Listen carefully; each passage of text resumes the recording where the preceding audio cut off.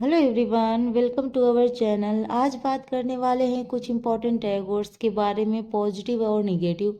अगर आपने इनको ऑप्शंस में देख लिया तो आपके लिए इजी हो जाएगा क्वेश्चंस को सॉल्व करना। ठीक है, लास्ट टाइम है, टाइम बहुत कम बचा है, हम सिर्फ रिवीजन के ऊपर ध्यान दे रहे हैं। मैं क्यों ना आपको ऐसे कुछ टैग वर्ड्स बताऊं जिससे आप क्वेश्चंस को इजीली सॉल्व कर पाएं और बहुत जल्दी सॉल्व कर पाएं, क्योंकि इन टैग वर्ड्स को देखने के बाद कंफ्यूजन दूर हो जाती है। क्योंकि हम जानते हैं कि जब हम सीटेट का पेपर देने के लिए बैठते हैं तो उनमें से चार ऑप्शन में दो तो हम एलिमिनेट कर देते हैं, लेकिन दो में हमको बड़ा कंफ्यूजन क्रिएट होता है। तो अगर ये आपको पॉजिटिव और निगेटिव वर्ड्स पता होंगे तो यहाँ पे कंफ्यूजन का कोई चांस ही नहीं होगा। सो चलिए स्टार्ट करते हैं ये पॉजिटिव और निगेटिव वर्ड्स को देखना। तो पॉजिटिव में सकारात्मक वर्ड्स ऐसे वर्ड्स हैं जहाँ पे आप चीज़ों को सही यानी क्वेश्चंस को सही करते हैं। निगेटिव वर्ड्स ऐसे होते हैं जहाँ आप उसको गलत करते हैं। फ्लेक्सिबल की जहाँ बात हो यानी जहाँ बात हो लचीलेपन की बात हो तो वहाँ आप समझ लीजिएगा ये पॉजिटिव की बात किया जा रहा है। और जहाँ स्टैंडर्ड यूनिफॉर्म इंस्ट्रक्शन की बात हो वो वर्ड्स होंगे निगेटिव।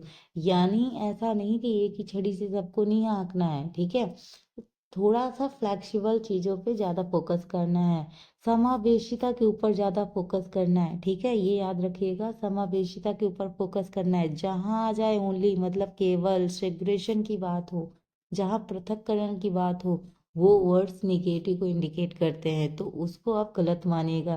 ठीक है, वो आंसर सही नहीं कीजिएगा।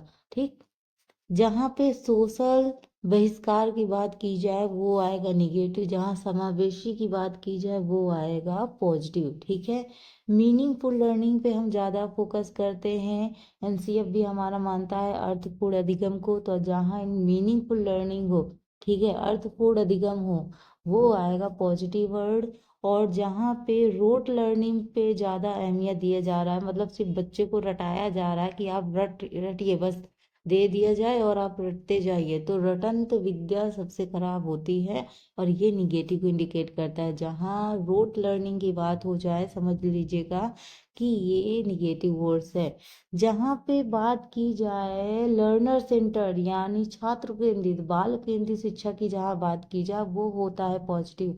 ठीक है, हम बच्चे के सेंटर के ऊपर ये पाठ्यक्रम होना चाहिए। ठीक है, ना कि टीचर सेंटर्ड। ऐसा नहीं कि जो टीचर्स करा रहा है जैसा टीचर चाहेगा वैसा ही हो, टीचर्स को बच्चों के हिसाब से सोचना है, यानी बाल केंद्रित शिक्षा की बात की जाती है। ठीक है, कंडक्टिव इन्वायरमेंट यानी ऐसा हो कि बच्चे के अनुकूल हो, बच्चा उस वातावरण में ढल सके, उस हिसाब से चीजें सीख सके, ना कि आप उसको डरा डरा के सिखाओ।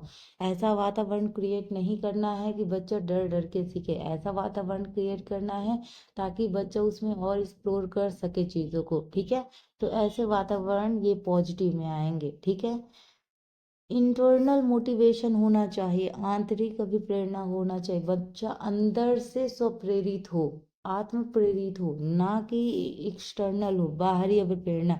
आप उसे पुरस्कार वगैरह रिवॉर्ड्स, अरे बेटा तुम पास हो जाओ तो अगली बार तुमको साइकिल दिलाऊंगा, इस तरह का मोटिवेशन जो होता है ना, ये लॉन्ग टर्म नहीं होता है। लेकिन जब हम इंटरनल आंतरिक अभिप्रेरणा देते हैं बच्चों को, स्वप्रेरित होता है जब बच्चा, तो ये लॉन्ग टर्म होता है, तो इसमें बच्चा काफी आगे तक चला जाता है।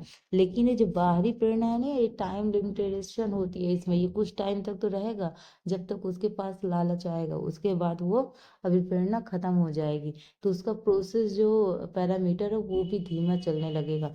तो बच्चे को आंतरिक अभिप्रेरणा देनी है, ना कि बाह्य प्रेरणा। तो अगर जहाँ बाह्य प्रेरणा आ जाए तो आप समझ लीजिएगा निगेटिव को इंडिकेट करेगा। ठीक है, यानी इंक्रीजमेंटल एबिलिटी वृद्धिशील क्षमता की बात करते हैं, यानी क्षमता ऐसा नहीं कि एक समय बाद जाके रुक जाएगी। हमारी जो एबिलिटी है वो लगातार बढ़ती रहती है। निश्चित एबिलिटी अगर आ जाए, फिक्स एबिलिटी की जहाँ बात हो, इसका मतलब है ये निगेटिव को इंडिकेट कर रहा है। ठीक है, कल्चरल रिस्पॉन्सिव यानी सांस्कृतिक उत्तरदायी, स्टैंडर्ड की बात मैंने अभी भी बताई, स्टैंडर्ड की बात निगेटिव में आएगा। जहाँ हम सबको बराबर लेके चले, इक्विटी की बात हो, वो आएगा पॉजिटिव में। लेकिन जहाँ हम पक्षपात हैं, सबको बराबर नहीं मान रहे हैं, ठीक है, हमारा जो करिकुलम है वो समावेशी की बात करता है, इक्विटी की बात करता है, ठीक है। ये बायसनेस यानी पक्षपात चीज़ों के बारे में बात नहीं करता, ठीक है। जेंडर इक्विटी यानी लैंगिक समता, हमको भेदभाव नहीं करना है, लड़के लड़कियां इन सब में भेदभाव नहीं करना है कि। और क्या है लैंगिक रूढ़िवादिता, ऐसा नहीं है कि भाई हमने एक धारणा बना ली कि हाँ लड़के रोते नहीं हैं, लड़के म्यूजिक में अच्छे नहीं होते, लड़के डांस में अच्छे नहीं होते, लड़कियां मैथ सॉल्व नहीं कर पाती, लड़कियों की रीजनिंग अच्छी नहीं होती है। तो ये जो स्टीरियोटाइप सोच है इस सब निगेटिव में आएगा।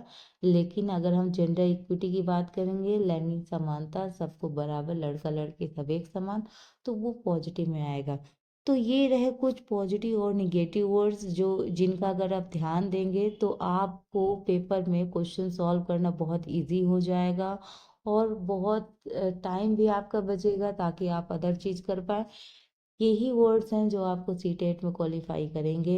तो इन चीज़ों का विशेष ध्यान दे के पेपर को अच्छे से करें, टाइम बहुत कम बचा है, कुछ न्यू पढ़ने की कोशिश नहीं कीजिएगा। जितना आपने नोट्स बना रखे हैं सिर्फ उसको रिवीजन कीजिएगा और अच्छे से पेपर दीजिएगा। All the very best, thank you for watching.